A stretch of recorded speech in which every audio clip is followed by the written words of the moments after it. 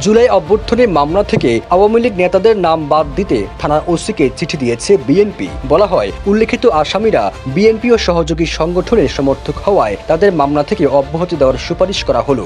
এমন প্রেক্ষাপটে নেটিজেনরা প্রশ্ন তুলেছেন, তবে কি নিষিদ্ধ দল আওয়ামী লীগকে নিরাপদ আশ্রয় রাখছে বিএনপি, নাকি এর পেছনে অন্য কোনো কারণ থাকতে পারে?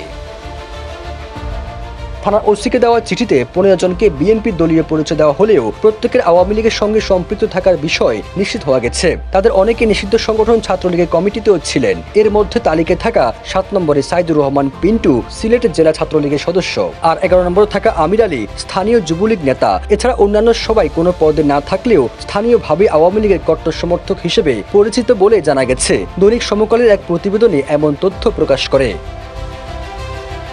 এখন যে কোনো ব্র্যান্ডের পুরাতন এসি বদলে নতুন ওয়ালটন এসিতে উপভোগ করুন 25% ছাড়।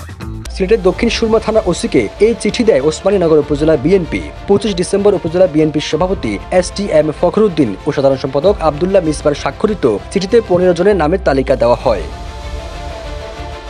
এ বিষয়ে উপজেলা বিএনপির সভাপতি STM ফখরুদ্দিন জানান, এই চিঠির বিষয় তিনি কিছুই জানেন না, তবে এতে তার স্বাক্ষর রয়েছে বলার পর তিনি জানান, এটা সাধারণ সম্পাদকের কাছে জানতে হবে, তিনি এসব করেছেন। তবে সাধারণ সম্পাদক দাবি করেন ওই চিঠি তারা দেননি।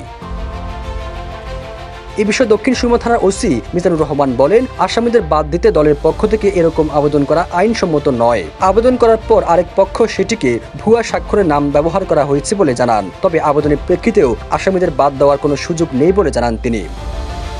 সবুজ আলম, নিউজ ডেস্ক, ইত্তেফাক।